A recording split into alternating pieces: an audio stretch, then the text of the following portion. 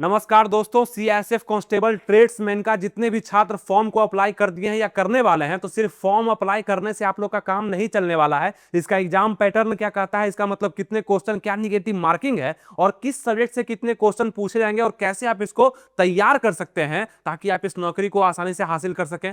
इसमें लगभग 13 अलग अलग प्रकार के ट्रेड निकले हुए थे जिसमें आप अप्लाई किए होंगे। उस सभी का सिलेबस सेम रहने वाला है जो अभी हम बताने वाले हैं। ध्यान से इस वीडियो को देख लीजिए और लाइक भी कर दीजिएगा इस वीडियो को ताकि आप इसमें सक्सेस भी जरूर हो पाए। आइए अब इसको शुरू करते हैं। ये जो सिलेबस होगा 2025 का आपका सीएसएफ कांस्टेबल ट्रेड्समैन के लिए जो वैकेंसी निकला उसके लिए, जिसका अप्लाई डेट लगभग 3 अप्रैल 2025 रखा गया है। इसका सबसे पहले हम लोग सिलेक्शन प्रोसेस को जानते हैं, यानी कि चयन प्रक्रिया क्या कहता है। सबसे पहले आपका दौड़ होने वाला है, यानी कि पीईटी पीएसटी होगा। उसी दिन आपका डॉक्यूमेंटेशन यानी कि आपका दस्तावेज सत्यापन, जिसको हम लोग बोल सकते हैं डॉक्यूमेंट वेरिफिकेशन होगा आपका। और उसका उसी समय ट्रेड टेस्ट भी आपसे लिया जाएगा, यानी जिस भी ट्रेड से संबंधित आप इस फॉर्म को भरे होंगे उसका थोड़ा सा जांच आपसे किया जाएगा कि उसका नॉलेज आपको है या नहीं है। और दूसरा जो स्टेज होगा, यानी कि इसमें अगर आप पास कर जाते हैं पहले स्टेज में, तो बी नंबर का जो स्टेज है रिटन एग्जामिनेशन का, यानी दूसरा जो स्टेज होगा आपका, वो लिखित परीक्षा का होने वाला है। उस दिन आपका रिटन एग्जाम होगा जो इस सिलेबस पर होने वाला है। इसको भी अभी हम समझाते हैं आपको, ठीक है। इसके बाद इसमें भी आप क्वालिफाई कर जाते हैं, फिर आपका रिटेन मेडिकल एग्जामिनेशन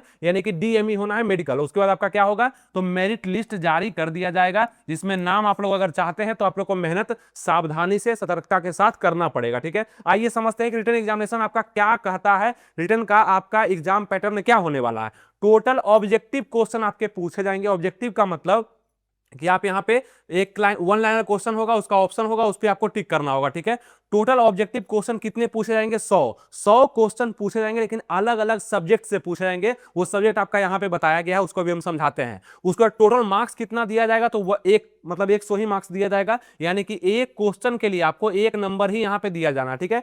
ड्यूरेशन जब आप देखेंगे तो 2 घंटा है, यानी कि 120 मिनट का समय आपको यहां पे मिलने वाला है। यानी कि एक क्वेश्चन के लिए 1 मार्क्स तो है, लेकिन 1 मिनट से ज्यादा का समय आपको दिया जा रहा है। यानी कि 1 मिनट से ज्यादा आप किसी क्वेश्चन पे दे सकते हैं, उसको पढ़ सकते हैं, ये तो पता चल गया आपको। अब यहां पे देखेंगे सीबीटी आपका एग्जाम होने वाला है, यानी कि कंप्यूटर बेस्ड टेस्ट होगा। जो भी क्वेश्चन आपको दिखेंगे वो डेस्कटॉप पे दिखेंगे, यानी कंप्यूटर पे दिखेंगे। उसी पे आपको माउस की सहायता से टिक करना होगा या किसी क्वेश्चन को स्किप भी करना पड़ेगा।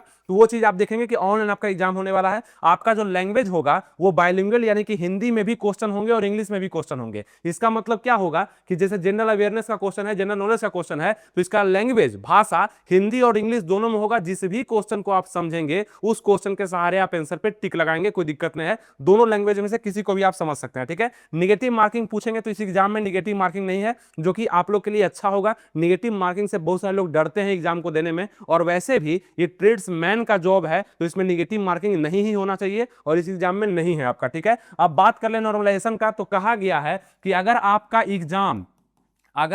एग्जाम 2 या 2 से ज्यादा शिफ्ट में होता है ना। अब बहुत सारे लड़के फॉर्म को भर देंगे तो एक शिफ्ट में आपका एग्जाम नहीं कंडक्ट कर पाया सीआईएसएफ आपका, तो 2 या 2 से ज्यादा शिफ्ट में होगा तो नॉर्मलाइजेशन का प्रक्रिया भी अपनाया जाएगा, यानी कि सामान्यीकरण भी किया जाएगा आपके क्वेश्चन के अनुसार, आपके यहाँ पे स्कोर के अनुसार, ठीक है। तो ये भी आप देखेंगे, नॉर्मलाइज करके भी आपका नंबर जो है, रिजल्ट जो है निकाला जा सकता है। तो ये तो आप अभी तक समझ गए कि 100 क्वेश्चन पूछा जाएगा, 100 नंबर का होगा, 120 मिनट समय दिया जाएगा। टोटल क्वेश्चन आपके दोनों लैंग्वेज में मिल जाएंगे, हिंदी और इंग्लिश दोनों में। और आपका 2 से अधिक शिफ्ट में एग्जाम होता है तो नॉर्मलाइजेशन का प्रक्रिया भी अपनाया जाएगा। अब आइए हम लोग आगे बढ़ते हैं अपने सब्जेक्ट पे। अब सब्जेक्ट क्या कहता है, यानी कि सिलेबस पे। अब ये सिलेबस को समझना बहुत जरूरी है। बहुत सारे लोग इसको नहीं समझते हैं, सिर्फ फॉर्म को भर देते हैं और फॉर्म भरने से काम नहीं चलता है जब तक कि आप किसी वैकेंसी के सिलेबस को बारीकी से नहीं समझते हैं। अब बारीकी समझने का मतलब कि कहा गया फर्स्ट नंबर में यहाँ पे जनरल अवेयरनेस के क्वेश्चन पूछेंगे, यानी कि अवेयरनेस, यानी कि 1 साल तक का लगभग करंट अफेयर्स आपसे पूछा जाएगा। यहाँ पे बताया गया तो करंट अफेयर्स के लगभग क्वेश्चन आएंगे, है ना। उसके बाद बोला गया दूसरे नंबर में कि जनरल नॉलेज का भी क्वेश्चन पूछेंगे। अब जनरल अवेयरनेस और जनरल नॉलेज में क्या अंतर है। जनरल नॉलेज जैसा ही हम बोलते हैं तो उसमें जीके और जीएस दोनों इंक्लूड हो जाता है। अब बात करेंगे जीके और जीएस का। अब क्या होता है, तो हिस्ट्री हो गया, ज्योग्राफी हो गया, इकोनॉमिक्स हो गया, पॉलिटी हो गया, विविध हो गया, है ना, ये हो गया। और एक तरफ आपका फिजिक्स हो गया, केमिस्ट्री हो गया, बायोलॉजी हो गया। ये सभी को मिला के ही तो जीके बनता है या जीके जीएस बनता है। इसी से क्वेश्चन पूछा जाएगा, और कितना क्वेश्चन पूछा जाएगा ये ऑफिशियल नोटिफिकेशन में नहीं दिया गया है, लेकिन अभी हम चर्चा करेंगे उस पर, ठीक है। तीसरा जो आपका बोला गया है वो बोला गया है नॉलेज ऑफ एलिमेंट्री मैथमेटिक्स, यानी कि मैथ के क्वेश्चन आएंगे। और सबसे पहले आपको हम एक बात बताना चाहते हैं कि आपका ये फॉर्म जो है, ये फॉर्म किस लेवल पर अप्लाई हो रहा है, आप ये बताइए। तो आपका ये 10th लेवल पे अप्लाई हो रहा है। 10th जितने भी लोग पास कर चुके हैं वो इस वैकेंसी के लिए अप्लाई कर सकते हैं, ठीक है। ये तो आप लोग को भी पता होगा, चलिए ठीक है, सबको पता है।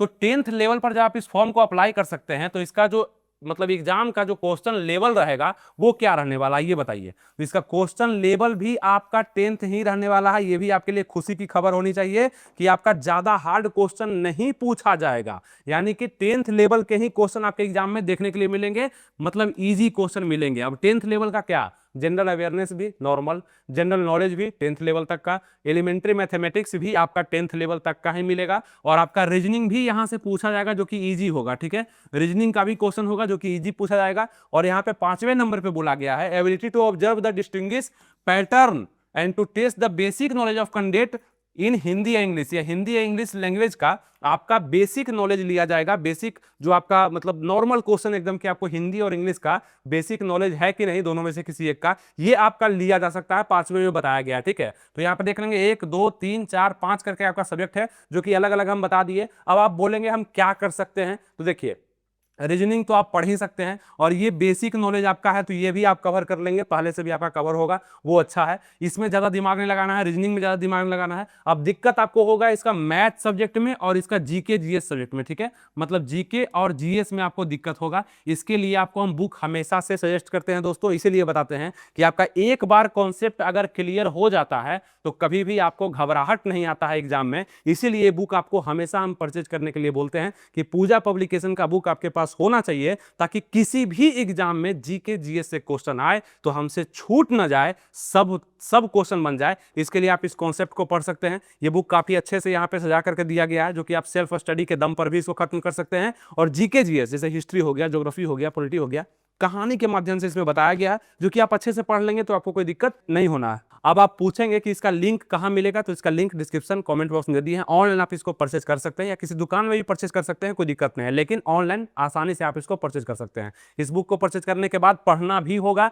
जिस तरह से सिर्फ फॉर्म भरना जरूरी नहीं है, फॉर्म भरने के बाद सिलेबस को समझना और उस पर अध्ययन करना भी जरूरी है, उसी प्रकार से इस बुक को खरीदना के साथ साथ पढ़ना भी जरूरी है, सिलसिलेवार ढंग से। यानी कि जो भी जीके जीएस होता है उसको आराम से पढ़िए, कॉन्सेप्ट क्लियर करिए, एग्जाम में क्वेश्चन दिखेंगे उस पर टिक लगाइए और नौकरी लीजिए। इतना ही आसान होता है, लेकिन सभी लोग नहीं कर पाते हैं, ये ध्यान रखिएगा, ठीक है। आपको हम ये 2 टेंशन, यानी कि आपका देखेंगे जनरल नॉलेज का जो बहुत बड़ा भाग होगा आपका, बहुत टेंशन देगा आपको, बहुत लोग इसमें कम स्कोर करेंगे, ये टेंशन आपका दूर कर दिए कि पूजा पब्लिकेशन का बुक आप पढ़ लीजिएगा, ठीक है, ये चीज। और मैथ का भी आपको हम लिंक दे देंगे, यानी पूजा पब्लिकेशन का मैथ का ही बुक आता है, अगर आपका मन करे तो ये भी आप परचेज कर सकते हैं, कोई दिक्कत नहीं है। बाकी सब्जेक्ट पे आप खुद भी कमांड कर सकते हैं, इसलिए इसका बुक सजेस्ट करना जरूरी नहीं है, इसका बुक आपके लिए जरूरी था, ठीक है। तो ये हो गया आपका 5 सब्जेक्ट से क्वेश्चन आना है, जो कि आपको हम बता दिए। और आपको सबसे पहले ये चीज पर फोकस करना है कि ज्यादा डीपली नहीं जाना है, मतलब बहुत हार्ड क्वेश्चन नहीं पूछा जाएगा, आसानी से आप क्लियर कर सकते हैं। ट्रेड्समैन का एग्जाम है, आप ट्रेड से संबंधित जानकारी तो जान ही रहे हैं, और थोड़ा सा साइड से मेहनत कर लेंगे तो आपका ये सब्जेक्ट भी निकल जाएगा और आप इस नौकरी के काबिल भी हो सकते हैं। अगर जितने भी लोग इस वीडियो को देख रहे हैं, ठीक है, जितने भी लोग देख रहे हैं, मैक्सिमम लोग अच्छे से पढ़ाई नहीं करते हैं। आप अगर कर लेंगे तो आप बिल्कुल आगे होंगे, आपका जॉब लग जाएगा, सरकारी जॉब है, ठीक है, गवर्नमेंट जॉब है। तो इस वीडियो को एक बार लाइक भी जरूर कर दीजिएगा और शेयर भी कुछ लोगों में कर दीजिएगा। और अगर नए देख रहे हैं तो सब्सक्राइब इसलिए ताकि नेक्स्ट कोई वैकेंसी या नेक्स्ट कोई इंफॉर्मेशन आपके लिए आए तो आपके पास सबसे पहले पहुंच पाए। तो लाइक, सब्सक्राइब और शेयर, 3 चीज आपका बस काम होता है, बाकी आपको सभी जानकारी सटीक देना हमारा काम होता है, ठीक है। अब बात कर लें कि इस सब्जेक्ट से कितने क्वेश्चन आएंगे। आपको हम पहले ही बताया कि 100 क्वेश्चन पूछा जाएगा, बताया ना आपको कि सभी से मिलाकर के 100 क्वेश्चन, तो 5 सब्जेक्ट है तो हमको लगता है कि 20-20 क्वेश्चन हर सब्जेक्ट से पूछ देगा, ऐसा कर सकता है, या किसी सब्जेक्ट से कम भी क्वेश्चन पूछ सकता है, वो आप खुद भी जानते होंगे, अधिक वो देख लेंगे आप, लेकिन हमें लगता है कि 5 सब्जेक्ट है तो 20-20 क्वेश्चन इसको पूछना चाहिए, ठीक है। लेकिन यहाँ पे दिया नहीं गया था। अब यहाँ बात कर ले minimum percentage of marks qualifying next stage will be under, यानी कि देख सकते हैं आप कि कितना कम से कम परसेंटेज में आप स्कोर करेंगे। यानी कि 100 क्वेश्चन का एग्जाम है तो कहा गया है कि जनरल वाले जितने भी कैंडिडेट अप्लाई किए हैं फॉर्म को, ईडब्ल्यूएस वाले किए हैं और एक्स सर्विसमैन वाले किए हैं, उनको कम से कम 35% नंबर लाना पड़ेगा। 35% का मतलब कि 100 क्वेश्चन है तो कम से कम आपको 35 नंबर तो लाना पड़ेगा, तब जाकर के आप पास होंगे। लेकिन अगर कट ऑफ इसका चल जाता है 65 तो आपको 65 प्लस नंबर लाना है, यानी कि अच्छा तैयारी करना है। कट ऑफ पे ही रिजल्ट बनता है मैक्सिमम फॉर्म अप्लाई होने के कारण, ठीक है। SC ST और OBC जितने भी कैंडिडेट हैं उनको बोला गया है कि 33% नंबर, यानी कि 100 में से 33% कितना हो जाएगा, तो 33 नंबर हो जाएगा, इतना लाइएगा तो आपको पास कर देंगे। अगर इसका कट ऑफ चल जाता है 60 तो आपको कम से कम 60 नंबर लाना पड़ेगा, तब आप पास होंगे, क्योंकि कट ऑफ के अनुसार रिजल्ट बनता है। और यहाँ ये भी बोला गया है नॉर्मलाइज करके देंगे अगर 2 या 2 से अधिक शिफ्टों में आपका एग्जाम होता है तब। तो ये सभी चीज आप समझ पाए। आपको सिलेबस का भी हम जानकारी दे दिए दोस्तों कि जनरल अवेयरनेस को मजबूत करना है, जनरल नॉलेज को मजबूत करना है, जनरल मैथ को मजबूत करना है, रीजनिंग को मजबूत करना है, और यहाँ पे हिंदी इंग्लिश का बेसिक नॉलेज भी आपके पास जो होगा वही आपका काम करने वाला। ठीक है, तो ये सभी तरह से आप अगर पढ़ते हैं और डिटेल वीडियो चाहते हैं तो नीचे कमेंट भी करिएगा कि हाँ हमें डिटेल वीडियो चाहिए, इस पर आपको हम दे देंगे सभी चीज। ठीक है, उम्मीद करते हैं जो चीज आपको हम समझाना चाहे वो समझ गए, सिलेक्शन प्रोसेस भी अपना समझ गए 1 2 3 करके कि कैसे कैसे होगा। पहले दौड़ होगा, फिर आपका रिटर्न होगा, और उसके बाद आपका मेडिकल होगा, फिर आपका मेरिट लिस्ट जारी कर दिया जाएगा। तो कोई दिक्कत नहीं हो आपको समझने में। तो अगर आप लोग CISF कांस्टेबल ट्रेड्समैन का जॉब बिल्कुल चाहते हैं, डेडिकेटेड रूप से इसका मेहनत भी आप करना चाहते हैं, तो जरूर आप करेंगे, जैसे हम बताए हैं वैसे करेंगे। बुक को भी फॉलो कर सकते हैं, और खुद से भी सबसे पहले अगर पढ़ना शुरू करना है तो रीजनिंग को करना है, उसके बाद मैथ को करना है, उसके बाद आपका जनरल नॉलेज को करना है, मतलब GS को करना है। ज्यादा प्रेशर नहीं लेना है, क्योंकि हमेशा ये माइंड में रखना है कि 10th लेवल का ही क्वेश्चन हमसे पूछा जाएगा। कोई दिक्कत नहीं हुआ, चलिए इस वीडियो को क्या करना है, लाइक कर देना है, कुछ लोगों में, अपने लोगों में शेयर कर देना है, और सब्सक्राइब अगर आप नए स्टूडेंट देख रहे हैं तब। मिलेंगे आपसे नेक्स्ट वीडियो में। कोई डाउट है नीचे कमेंट कर दीजिएगा। थैंक यू, जय हिंद।